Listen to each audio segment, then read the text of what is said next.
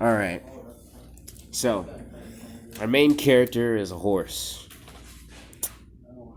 This horse, in particular, is watching a music video on MTV for Purple Haze. And as he's watching, he starts to fall in love with the song. After he finishes, he explores more of Jimi Hendrix's discography, and soon enough, he's a full-on Jimi Hendrix fan. After some time of being a Hendrix fan, the horse is inspired to be a guitarist. He gets all the money he has and buys a low-end used Stratocaster. He begins to learn how to play. Quickly enough, he knows how to play every Jimi Hendrix song. He can play every riff flawlessly. Then the horse decides, this ain't enough. He wants to start a band. He had heard about this chicken who is an absolute beast at bass. So he finds the chicken, and he asks him to join him.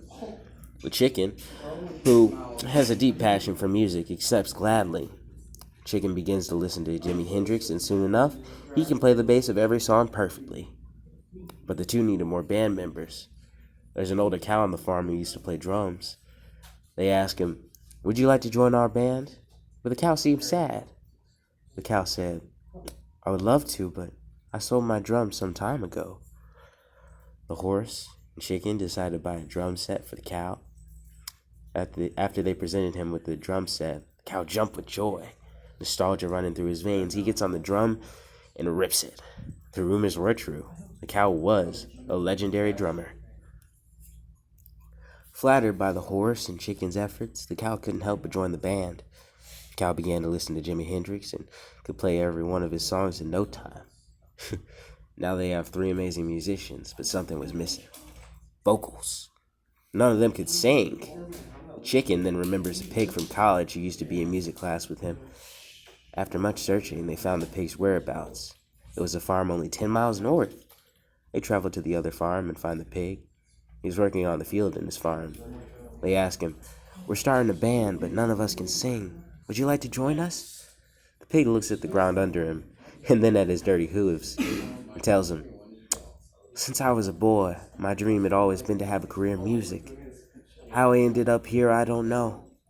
I'll join because a career in music is my dream. No matter the risks, I'm on board. And so, the pig joined and listened to Jimi Hendrix and learned every lyric to every Jimi Hendrix song. Thus started the beginning of the Barnyard Bros.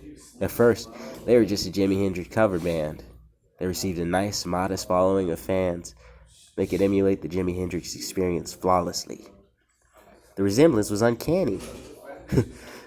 They started to get the ball rolling. Then the horse, the one who started it all, said again, this ain't enough. They decided that if they were going to be big, it had to be their own music they were playing. They started to write their own music, and eventually recorded their first studio album. And everyone loved it. Their fan base was growing faster than they could ever imagine.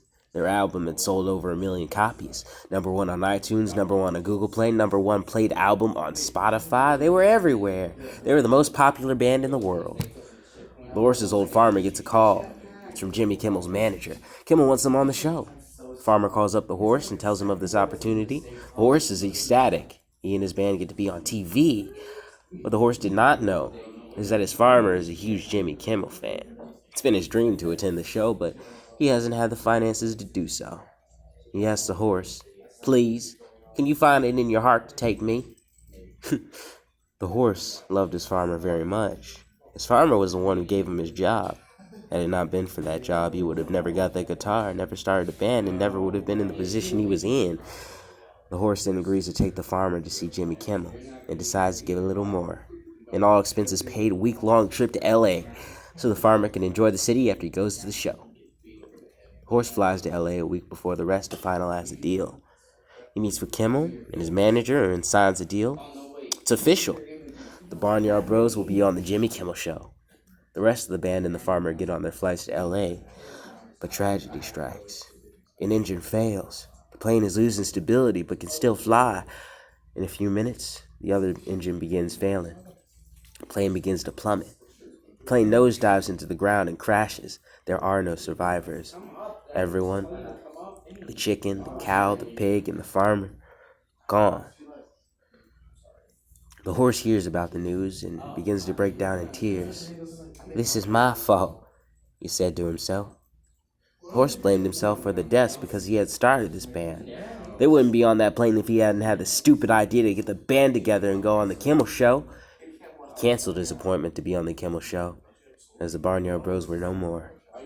The horse, seeing as his friends were no longer alive, decides that he doesn't deserve to live either. He buys a bottle of oxycodone. His idea is just to overdose and end his life. He goes to a bar in LA and asks for the drink with the most alcohol. The bartender looks at the horse. The horse is visibly upset. Now, the bartender is a nice guy. He doesn't like seeing people in a bad mood and always does his best to help.